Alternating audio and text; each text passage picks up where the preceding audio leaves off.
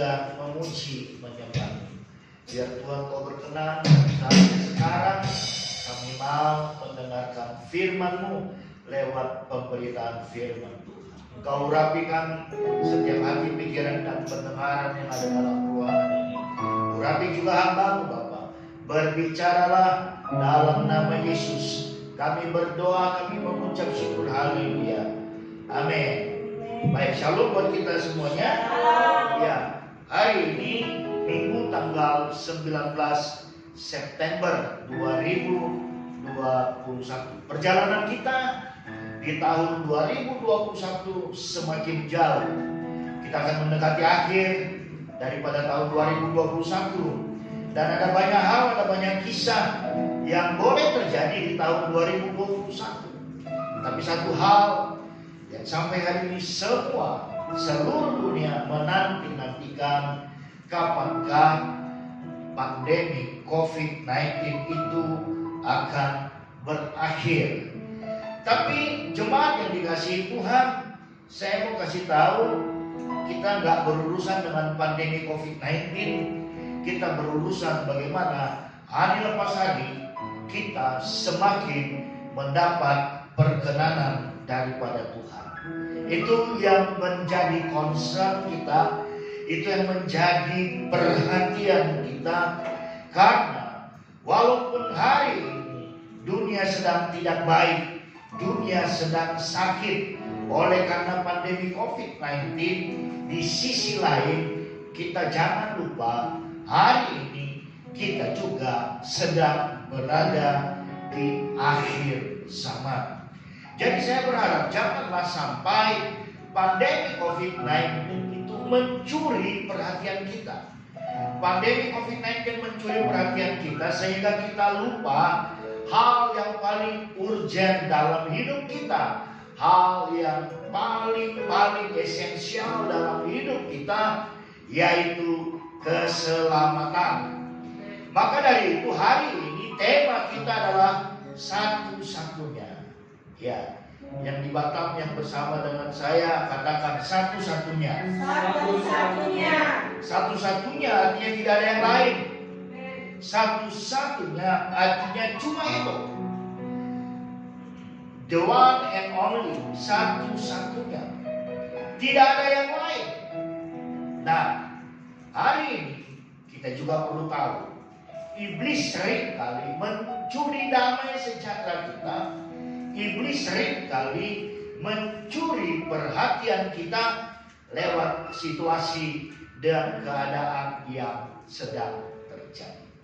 Jadi intinya iblis mau kita itu selalu berkeluh kesah di tengah-tengah situasi yang sedang tidak baik.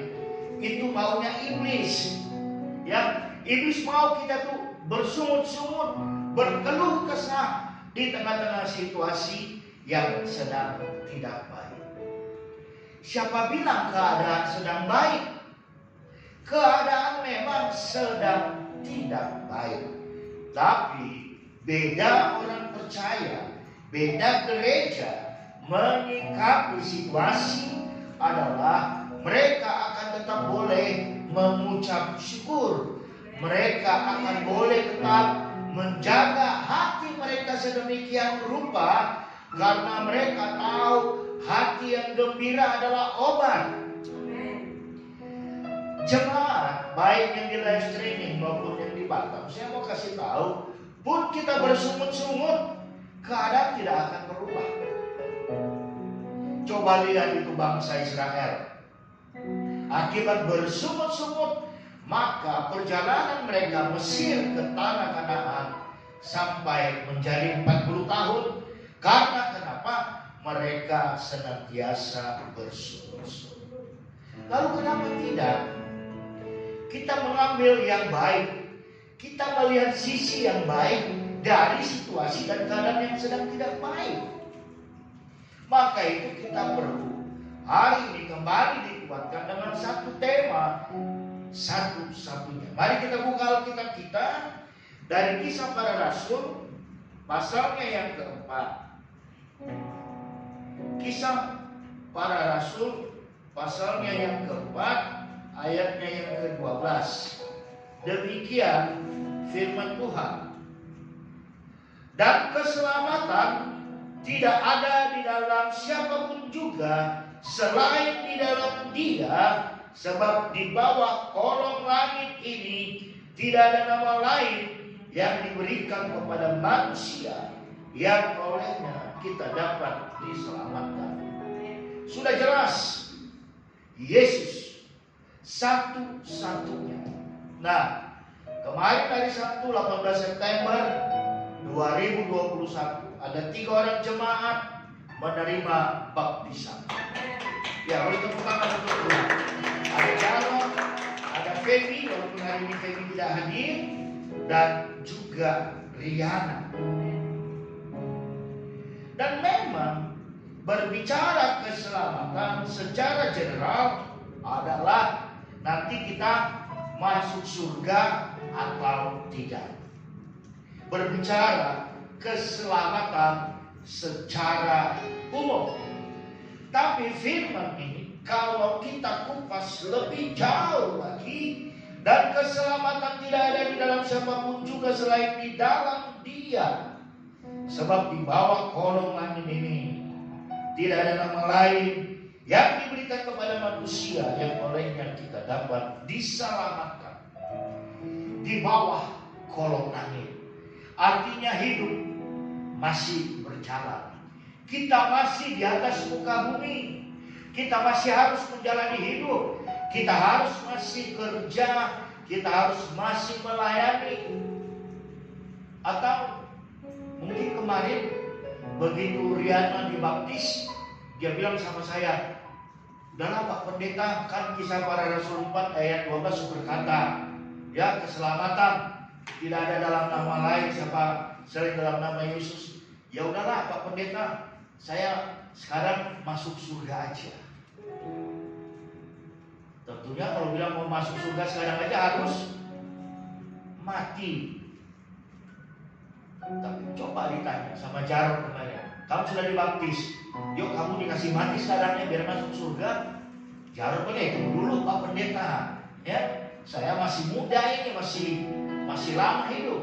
Nah, karenanya keselamatan hari ini jemaat yang dikasihi Tuhan bukan hanya berbicara eternal life, hidup kekal atau kekekalan, tapi dia juga berbicara selagi kita masih ada di kolong langit ini, di atas muka bumi ini, maka keselamatan itu pun menjadi bahagian daripada hidup kita. Keselamatan hidup yang kekal itu goal dan target yang utama. Tapi sementara kita ada di atas muka bumi, maka seluruh aspek hidup kita juga mengalami selamat. Saya jadi ingat ada orang kalau bersin dia bilang selamat. Setiap dia bersin dia bilang selamat. Jadi ketika kita masih di kolong langit ini, ya kalau kita nggak dalam keadaan selamat, waduh, lama banget ya menantikan keselamatan yang kekal itu. Contoh nih, Jarod. Kemarin saya bilang ya kira-kira 40 tahun lagi masih ada di atas muka bumi ini. Lah masa selama 40 tahun itu kita nggak selamat? Yang pertama saya mau kasih tahu adalah kita selamat secara kesehatan. Yang kedua, kita selamat secara finansial. Yang ketiga, kita selamat secara damai sejahtera. Jadi bukan ujuk-ujuk ya nanti saya masuk surga. Jadi saya kurang setuju. Ada lagu katanya, biar miskin di bumi asal kaya di surga. Kalau seperti saya umur 58 ya mungkin tinggal 20 tahun lagi. Tapi kalau Jarod masih 40 tahun lagi, waduh, miskin itu udah enak loh. Sakit-sakitan itu udah enak.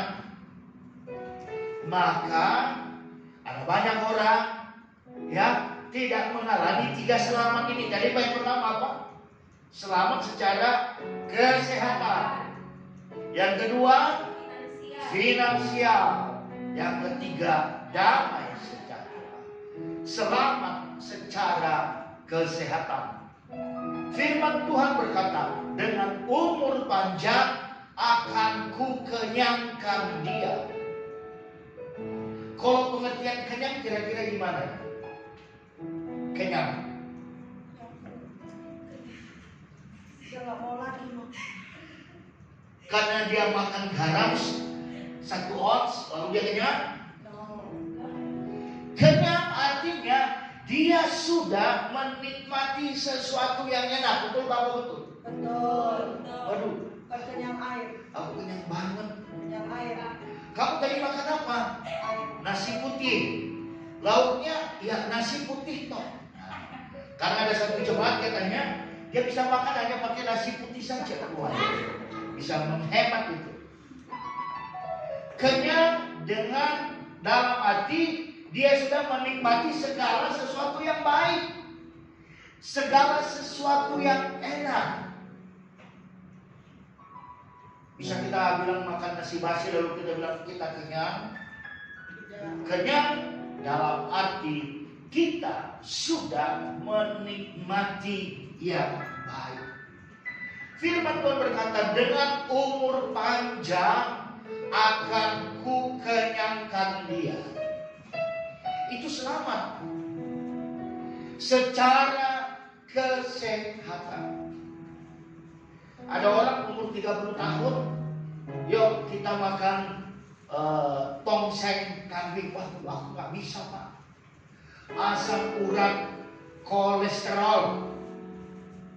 Jadi umur 30, padahal dulu zaman orang tua saya, ya, yang namanya asam urat, kolesterol itu baru ada umur 50, umur 60. Sekarang orang masih usia muda udah sakit-sakitan. Jadi selamat dalam arti kita juga selamat secara kesehatan. Umur panjang, Tuhan kenyangkan kita dengan umur yang panjang dalam pengertian sepanjang periode perjalanan hidup kita menikmati segala yang baik.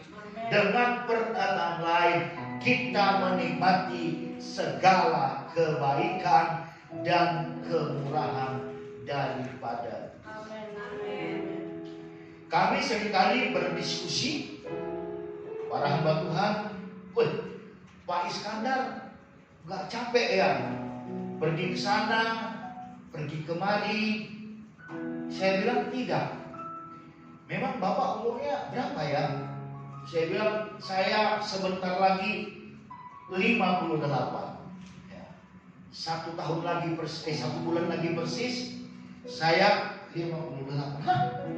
Pak Pendeta sudah umur 58. Iya, nggak sangka Pak Pendeta sudah umur 58. Nah, kita akan mengalami selamat secara kesehatan. Kita akan bisa melihat anak cucu kita. Saya sebentar lagi jadi opa ya. Maret 2022 saya menjadi opa. Haleluya. Ya. Nah, selamat secara kesehatan. Yang kedua, selamat secara tadi apa? Finansial. Tak pernah ku melihat orang yang dibenarkan, ditinggalkan, dibiarkan, walau bumi bergoncang, semuanya berlalu, namun kasih-Mu dan janji-Mu bagiku. Jadi kita sudah sehat, selamat secara kesehatan, kita juga selamat secara finansial. Ada orang dibalik sehat selamat secara finansial, tapi karena kemudian dia tidak sehat, uangnya habis untuk mengurus kesehatan saja. Mengurus kesehatan. Teman saya ada bilang, Pak Pendeta, saya sudah 2 kali dipasang ring jantungnya. Saya tidak percaya. Wah. Lalu karena dia tidak percaya, dia harusnya pasang ring di Batam. Dia tidak percaya, dia ke Jakarta di rumah sakit khusus jantung di Harapan Kita. Wah, diperiksa, memang betul Pak, Bapak harus dipasang ring, sudah penyumbatan. Oh, rupanya kenapa? Itu tadi, semua yang berlemak, berkaki 4 dikonsumsi habis-habisan. Maka dia jadi sakit, finansialnya untuk mengurus sakitnya. Nah, selamat secara finansial. Mazmur 37 berkata, dahulu aku muda, sekarang aku sudah tua, tetapi tidak pernah aku melihat keturunan orang benar meminta-minta. Coba nih Riana, jangan Dina. Berapa sekarang umur 20 atau 21? 20. Nah, 20. Masih 60 tahun lagi dia di atas muka bumi. Tapi Tuhan berjanji sehat selamat secara finansial. Yang ketiga, selamat secara damai sejahtera. Ini buat Jarod. Ketika Jarod mengambil sebuah keputusan, bukan keputusan main-main. Maka apa yang Jarod ambil keputusan untuk membentuk sebuah rumah tangga, maka apapun yang ada, apapun yang terjadi dalam perjalanan rumah tangga itu, maka kita harus tetap percaya damai sejahtera dalam rumah tangga akan tetap ada dan Tuhan pelihara. Jadi sehat,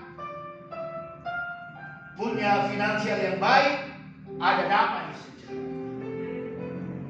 Ada banyak orang kaya, tapi mereka tidak bisa tidur nyenyak. Karena kenapa? Mereka belum menerima keselamatan. 3 hari lalu atau berapa hari lalu, ya, sebuah bank dibobol, ya, 4,14 atau 4,5 miliar dana nasabah ditilep. Coba itu, orang yang kena tilep, tabungannya, uangnya dari dalam rekeningnya, saya percaya nggak bisa tidur.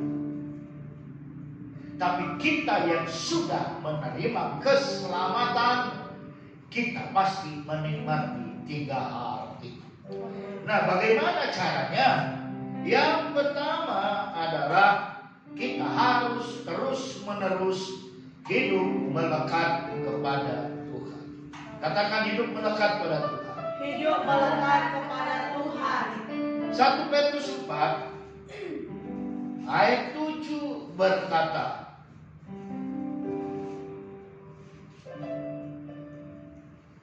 Petrus 4 ayat 7, demikian firman Tuhan.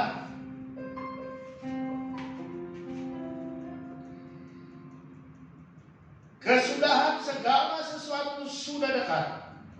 Karena itu kuasailah dirimu dan jadilah tenang supaya kamu dapat berdoa. Kesudahan segala sesuatu sudah dekat. Kapan itu bukan urusan kita, tapi firman berkata sudah dekat. Contoh, kita berpikir mungkin Desember masih lama, masih 3 bulan lagi. Nanti tiba-tiba sudah Desember ya, cepat sekali waktu berlalu. Kira-kira demikian komentar orang. Nah, keselamatan yang sudah kita terima, khususnya bagi yang sudah atau baru saja menerima baptisan kemarin, dikatakan, jadilah tenang agar kamu bisa berdoa. Karena dengan berdoa, maka kita akan mendapatkan suara Tuhan. Dengan doa kita akan bisa tahu apa yang menjadi keinginan Tuhan dalam hidup kita. Doa saya buat dalam sebuah singkatan dalam otoritas Allah. Jadi kalau kita nggak pernah doa, kita nggak mau berada dalam otoritasnya Allah.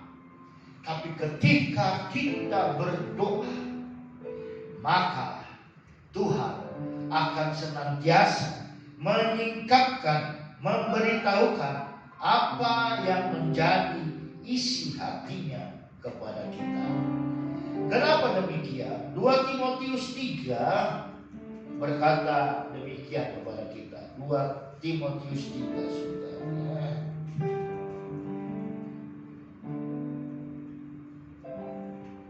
2 Timotius pasal 3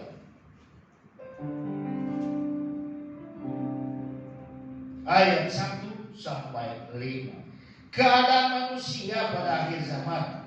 Ketahuilah bahwa pada hari terakhir akan datang masa yang sukar. Jadi Alkitab sudah bilang akan terjadi masa yang sukar.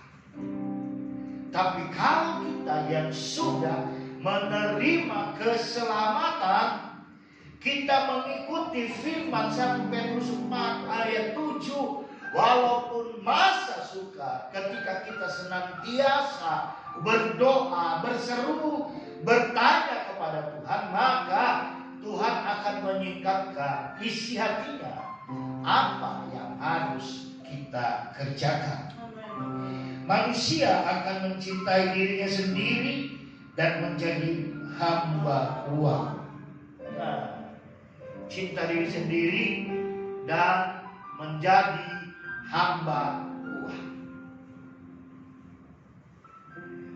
Memang kalau bicara uang itu sesuatu yang menarik. Apalagi kalau kita dapat uang, itu sesuatu yang menarik. Kecuali kalau kita ngasih uang sama orang, itu mungkin gak menarik. Tapi kalau kita dapat uang, itu menarik. Tapi karena situasi akhir zaman, banyak orang cinta uang sehingga dia menghalalkan segala cara. Bukan melakukan segala cara, tapi menghalalkan segala cara. Mereka akan membual dan menyombongkan diri. Mereka akan menjadi pemfitnah. Mereka akan berontak terhadap orang tua dan tidak tahu berterima kasih, tidak memperdulikan agama,